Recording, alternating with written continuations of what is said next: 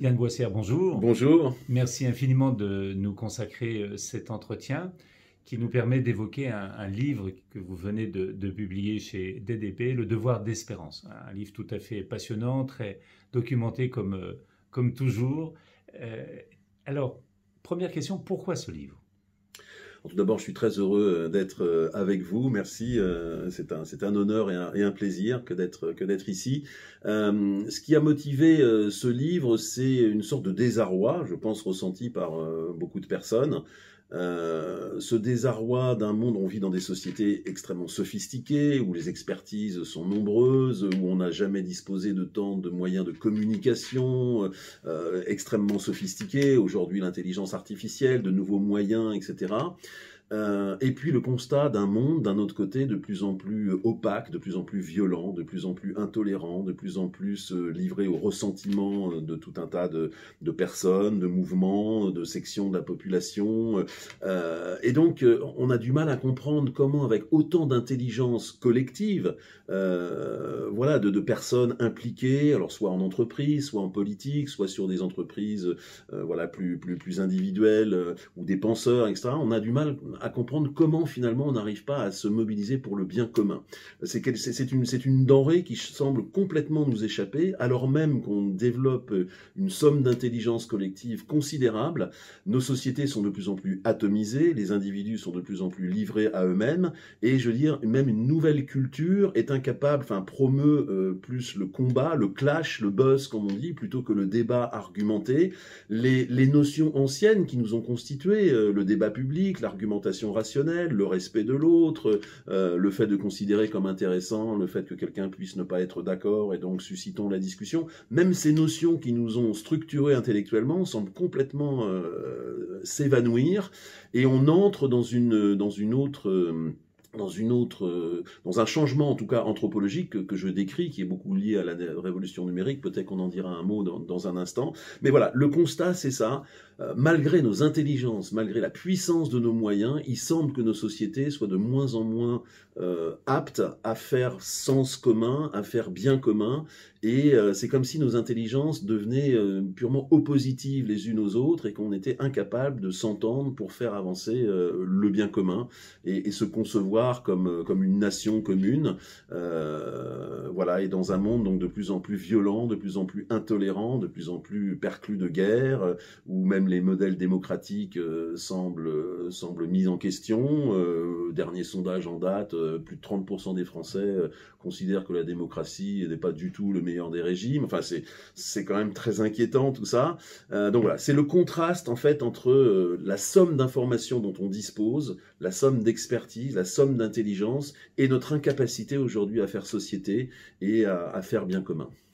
Alors, au début du livre, tu évoques la notion de l'émergence d'individus à travers trois penseurs importants, Descartes, Hobbes, Kant, chacun l'abordant à sa façon et nous aidant à progresser dans la compréhension de ce qu'est l'individu. Est-ce que tu peux en dire un mot? Parce que Oui, c'est très important. ce que je dis dans toute la première partie, donc, qui est la partie du constat, je dis que l'individu, tel qu'on le connaît, est en train de mourir, est en train d'exploser. Donc, avant de produire cette affirmation, effectivement, un peu massive comme ça, je dis, mais c'était quoi l'individu? Au passage, un penseur que nous partageons sans doute, qui a beaucoup écrit là-dessus, c'est Pierre Manant, qui décrit combien la figure de l'individu s'impose au sortir du Moyen-Âge. Il y avait plusieurs modèles de société possibles. Il y avait la société chrétienne, extrêmement puissante à l'époque. Il y avait aussi le modèle des villes émancipées italiennes, etc., avec des modèles d'humanité différents entre l'homme soumis à Dieu et l'homme voilà, dans une hiérarchie du cosmos. Et puis ces nouveaux modèles de société plus axés sur le commerce, sur l'individualisme, etc. Et finalement, c'est encore un troisième modèle qui s'est imposé, l'individu des sociétés libérales, donc théorisé par les grands penseurs tels que Rousseau, John Locke, Hobbes, etc., qui ont construit des sociétés globalement libérales dans lesquelles on vit encore, avec une figure humaine qui s'appelle l'individu, donc une une personne pourvue de droits et de devoirs, avec une sorte investie aussi bien en politique, mais aussi dans une société civile qui se distingue de la société purement politique, avec une espèce de règle non écrite, le fort intérieur, c'est-à-dire l'État ne doit pas pénétrer dans une intériorité, l'individu est pourvu de sa subjectivité, il a le droit à son fort intérieur, à sa vie privée, la séparation privée-publique. Tout ce système, je dirais, à la fois anthropologique, politique, économique, culturel se met en place et on a vécu dedans depuis 4-5 siècles. Ce que je dis, c'est que cette figure de l'individu est en train d'exploser sous le poids de la révolution numérique. La révolution numérique est absolument formidable, notamment dans certains domaines, dans la santé, etc. Il ne s'agit pas de la critiquer en masse, etc. Mais elle est extrêmement aussi dangereuse dans la mesure où elle, avec la notion de data, elle se pique de nous connaître mieux que nous-mêmes. C'est-à-dire les vieux modèles psychologiques seraient dépassés, nous serions perclus de biais, alors que la data donne des informations exactes. Et le modèle anthropologique dans lequel on a vécu est en train complètement de changer. On le voit à travers des notions classiques comme la vérité qui nous a construit. Alors, personne ne la détient, c'est bien entendu, mais en tout cas, l'horizon de vérité, l'effort vers la vérité a nourri nos sociétés. Aujourd'hui, les fake news, les mondes contrefactuels deviennent des choses tout à fait banales. D'aucuns parlent même de post-vérité. L'économie de l'attention nous oppose les uns les autres parce que dans le buzz, dans le clash, comme on dit, se trouve une source de valeur économique. Et puis, donc, on presse le citron tant que ça marche, etc. Puis après, une fois que ça s'apaise, on retrouve un autre pic d'intérêt où on oppose les uns ou les autres. On sent qu'on est en train de changer de société, on est changé de culture, et que la culture du débat, de la raison est complètement dépassée. On est dans l'émotion, on est dans l'intériorité. Et donc, voilà, ce que je dis, c'est que l'individu, qui s'est construit effectivement, je passe un petit peu de temps sur trois philosophes parmi d'autres, parce que on pourrait en prendre bien d'autres, mais Descartes, qui formule le projet moderne, à savoir se rendre possesseur de la nature. Il a formulé en faisant quoi? En extériorisant son esprit sur le monde. On a des grilles d'analyse, on essaye de les... Et ça a donné une puissance incroyable, la science moderne, etc., l'organisation de nos sociétés. Je décris aussi John Locke et Kant, et donc qui ont forgé un individu autonome, capable d'avoir des expériences du monde complètement différentes, des expériences personnelles, prises de sa sphère personnelle, des expériences politiques, des expériences culturelles, etc. Chacun faisant sa synthèse personnelle, voilà un individu pourvu de sa subjectivité, pourvu de droits, pourvu de devoirs, d'une action politique. Ce modèle donc autonome aussi est en train d'exploser parce qu'aujourd'hui on est, je crois, parmi les premières générations humaines à être en ce qu'on appelle en obésité informatique. On génère tellement d'informations sur le monde qu'on ne sait plus quoi en faire. Justement avec les datas qui nous épient, qui nous traquent, qui sont capables de dire des choses sur notre comportement qu'on n'imaginait même pas intéressant hier, etc., mais qui sont capables de retracer tous nos actes d'achat, de consommateurs, de notre navigation privée, etc., et qui en tirent, à travers le data mining, des informations sur nous-mêmes. Tout ça devient un nouveau marché qui nous sort complètement et qui fait qu'on devient complètement obèse. Et il y avait cette réflexion d'un penseur que j'aime beaucoup, il s'appelle Daim Poli, qui a écrit Les ingénieurs du chaos, qui dit « Nos ancêtres en savaient 15 fois moins sur le monde, mais ils étaient capables de rêver, d'espérer et d'avoir une vision de l'avenir du lendemain.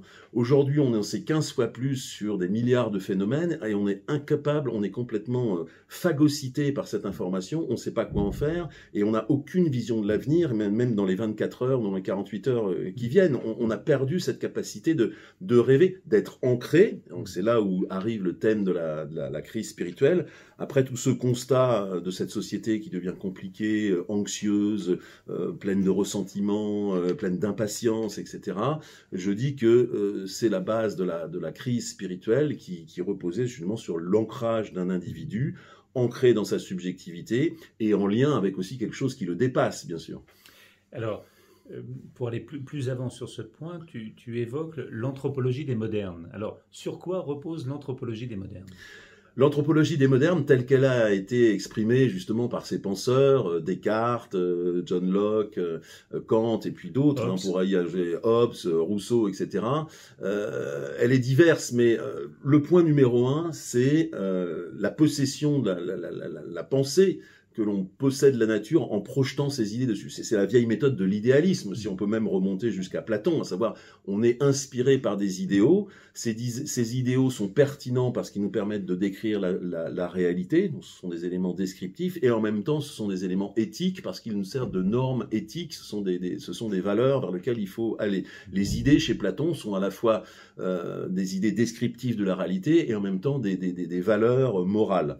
Ça, je dirais que c'est la vieille technique de l'homme occidental depuis quelques millénaires. On imagine des choses, des idéalités, qu'ensuite on essaye de projeter sur la réalité de manière la plus exacte pour y avoir des effets sensibles. La science moderne repose sur l'idée que, avec des lois justes, des descriptifs justes, on modifie la réalité. Ça, c'est un point très fort. La deuxième chose qui est appelée par Hobbes, par exemple, qui dit qui crée la science politique moderne, il dit en fait, bizarrement, les seules choses qu'on maîtrise, ce sont les choses dont l'homme est l'auteur. Les choses naturelles, les corps naturels, il distingue les corps politiques, les corps naturels, de manière assez contre-intuitive, mais très intéressante. Il dit les corps naturels, on les maîtrise pas trop parce qu'ils viennent pas de nous. Par contre, ce que nous créons avec nos idées, ça on le maîtrise parce qu'on en est l'auteur.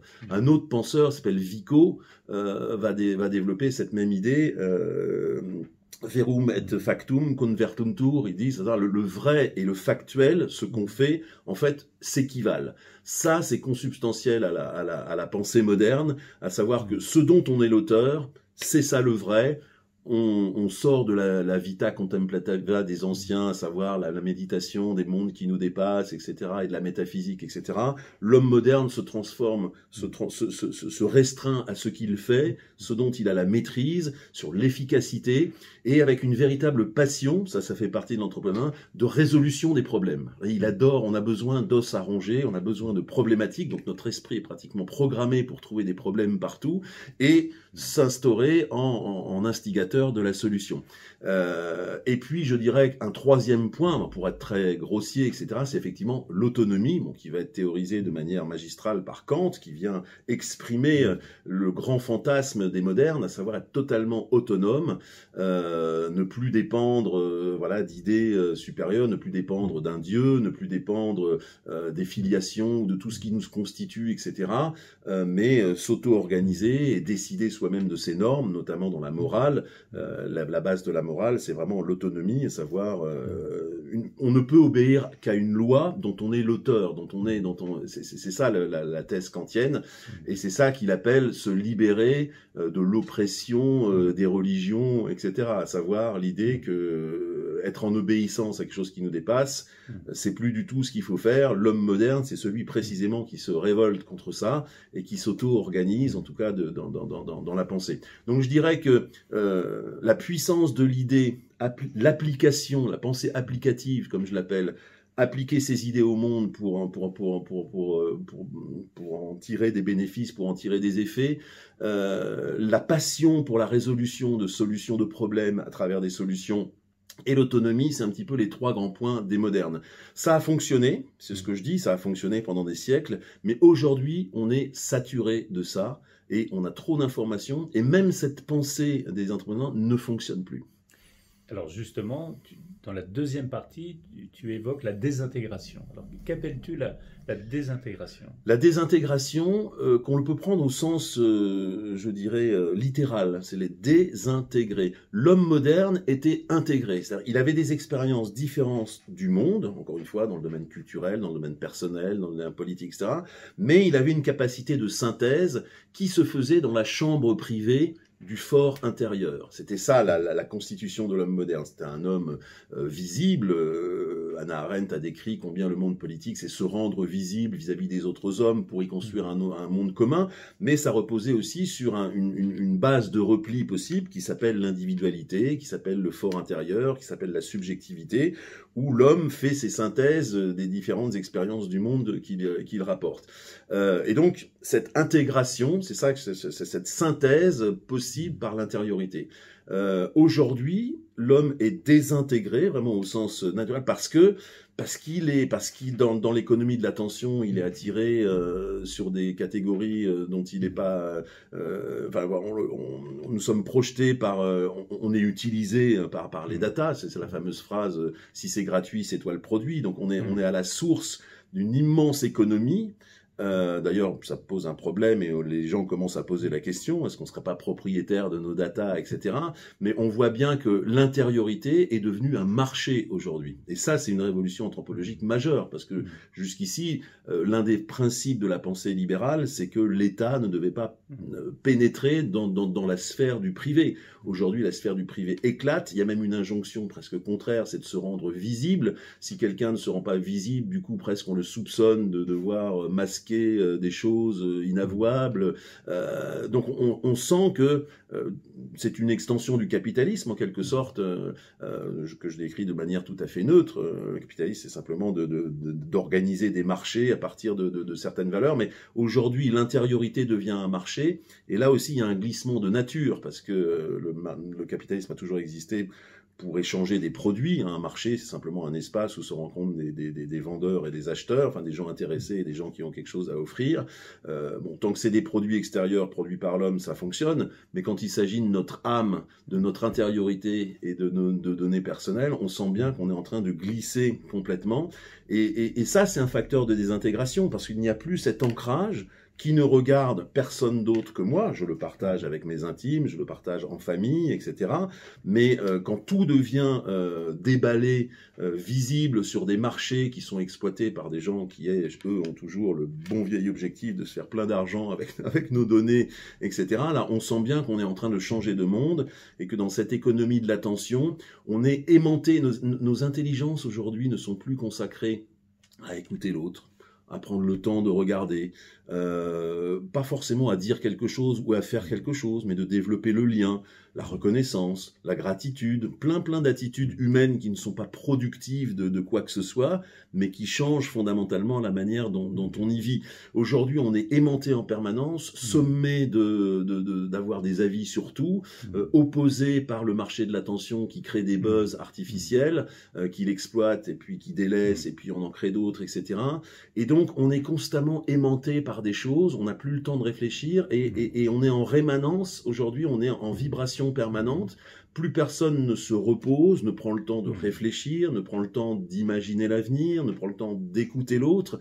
Elle est là, la désintégration de l'individu. Il n'y a plus de champ privé qui nous permet voilà, cette chimie personnelle qui prend du temps, qui nous permet d'être en lien avec l'autre. On est en aimantation permanente. C'est ça, la désintégration.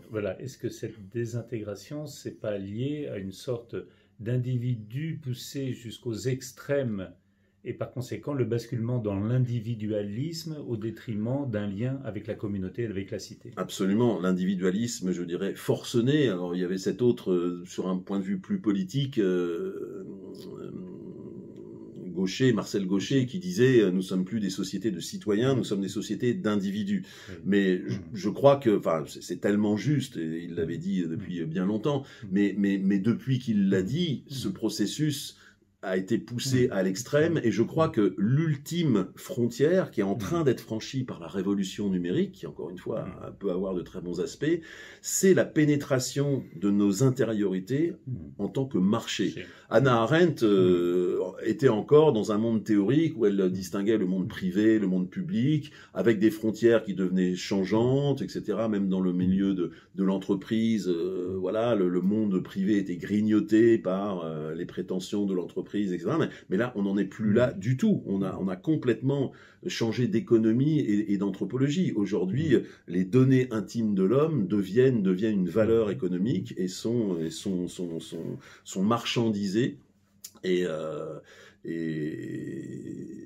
c'est une révolution dont on ne voit pas forcément le terme. Voilà. Et cette désintégration anthropologique induit une crise spirituelle. Et là, c'est une autre partie de ton livre qui est très importante. Alors, peux-tu expliquer en quoi consiste globalement cette crise spirituelle? Et dans un deuxième temps, on verra particulièrement pour notre temps. Merci de cette question importante. Alors effectivement, le livre, en gros, comporte 3 grandes parties. La première partie, c'est tout ce dont on a parlé, c'est un peu le constat.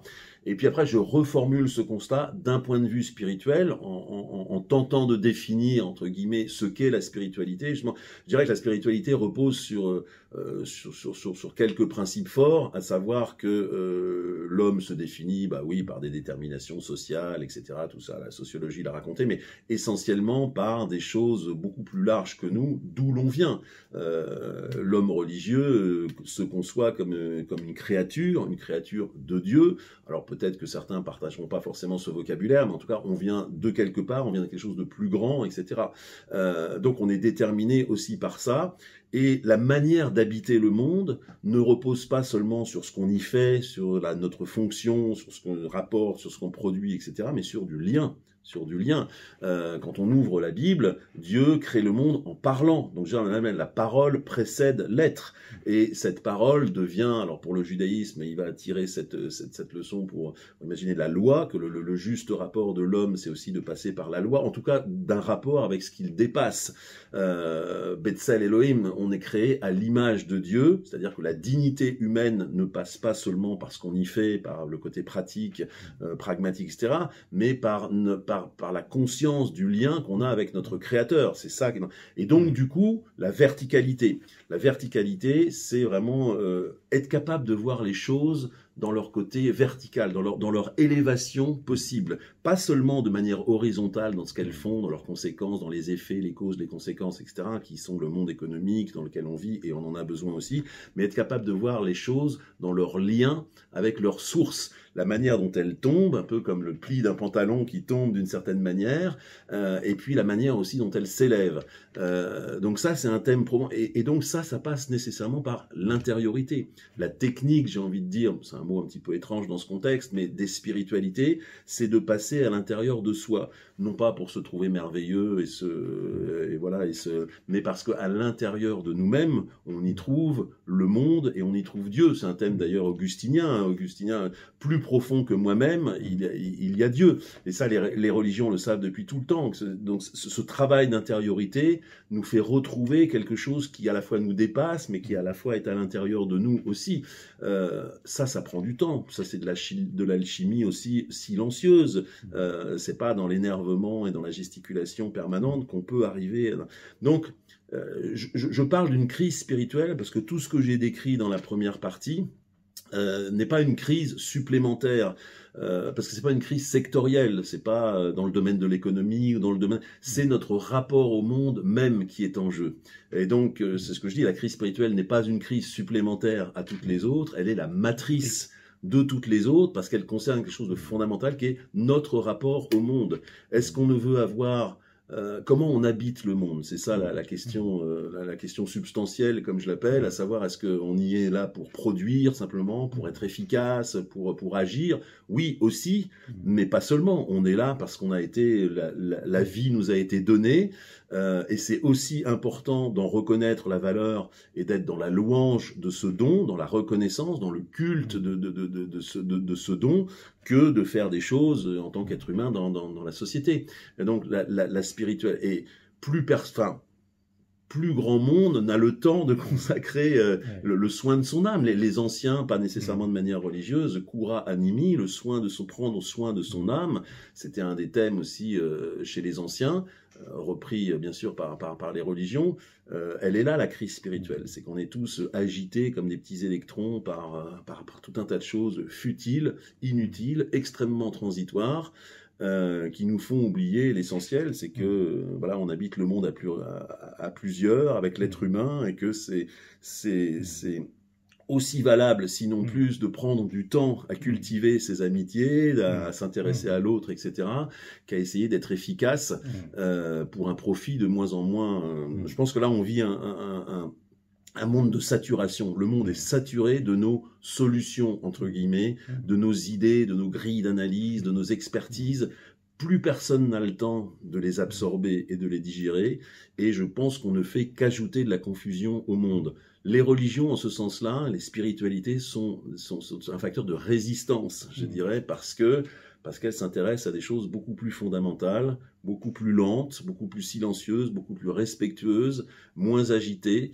Voilà, elle est là, la crise spirituelle, et en même temps, le facteur d'espoir, il est là aussi, puisque ces religions, je parle pour la mienne, je parle pour la vôtre, et pour voilà, pour tous ceux qui sont aussi intéressés à une démarche spirituelle, elles sont là, ces religions.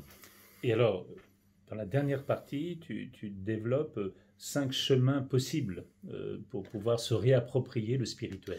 Oui, alors j'évite soigneusement le terme de solution, parce que Voilà. justement je fustige suffisamment la notion de solution qui pense de manière un peu violente, toujours appliquer sa grille d'analyse en disant ouais, quel est le problème, allez boum, on va faire ça. Mais je parle plus effectivement de chemin, j'aime beaucoup le terme de chemin qui indique que voilà, c'est une voie où on peut cheminer voilà, de manière différente, possible. Et moi je parle de respiration, parce qu'on prend plus trop le temps de respirer justement les situations. Donc là, je fais appel à, j'en ai choisi 5, il aurait pu y en avoir beaucoup plus, qui sont 5 thèmes très très importants dans le judaïsme, je dirais dans les sagesses universelles, dans les autres religions. Je pense pas que ce soit forcément il faut laisser un petit peu d'appétit au lecteur, donc on va pas, mais le thème de l'âme, c'est quoi l'âme finalement? Nefesh, cette intégration justement de notre corps avec notre âme, une notion très importante dans le judaïsme qui s'appelle Naase Venishma, c'est une phrase qui veut dire nous ferons et nous entendrons. C'est la réponse des enfants d'Israël à la proposition de la loi, et qui représente une sorte d'inversion justement du projet moderne, parce que dans le projet cartésien, enfin en tout cas dans nos sociétés extrêmement cartésiennes, il faut d'abord analyser, et une fois qu'on a analysé, on applique l'analyse à la réalité, et on pense être efficace de cette manière. Sans doute on l'a été bien des fois, mais je pense que ça fonctionne de moins en moins. Ça se délite. Ça se délite totalement. Donc voilà, dans le faire, c'est privilégier l'énergie sur l'information. C'est comme ça que je retraduis ce problème, et je vais chercher des exemples bibliques très très intéressants, justement notamment la sortie des Hébreux d'Égypte, voilà, où tout se fait dans la hâte, avec un manque d'information criante, mais justement qui permet une dynamique. Peut-être on est trop phagocyté dans nos sociétés par l'information, et ce qui nous empêche d'agir. Donc c'est un thème, je dirais, à la fois spirituel et à la fois social. Il y a cette belle notion dans le judaïsme, mais on le trouve aussi dans le christianisme, de teshuva, qu'on traduit en général par repentance, mais en fait dont le terme en hébreu veut plus dire la réponse, le retour, c'est-à-dire c'est la capacité de revenir sur ses actions pour reprogrammer l'avenir. C'est un peu ronflant comme formule, mais le judaïsme croit beaucoup à la manière qu'on a de re-raconter l'histoire de manière différente, parce qu'on est essentiellement, c'est aussi un autre grand thème que je développe, constitué par des récits. Il y a l'opposition entre récit et système. Notre société croit beaucoup au système, la philosophie a beaucoup développé la notion de système, mais un système ne délivre pas de sens. Seul le récit, seule la manière dont on raconte les histoires délivre du sens, et surtout crée du lien avec des interlocuteurs. Les systèmes peuvent être puissants en tant que méthode d'application scientifique à la réalité, mais en réalité, dans les sociétés ou dans la communauté humaine, seuls les récits fournissent du sens, de l'identité, de l'identité d'action, etc., avec notre prochain. Donc c'est aussi une grande leçon des spiritualités que de savoir que c'est dans le récit que se jouent les choses. Et puis je passe aussi, il y a tout un chapitre sur le sens, précisément qu'est-ce qui fait sens, c'est la grande question qu'on pose. C'est vrai qu'en hébreu c'est très intéressant, parce que le mot sens se dit ta'am, qui veut dire à la fois le sens et le goût des choses, le goût de l'orange. C'est à la fois le goût de l'orange et le sens des choses.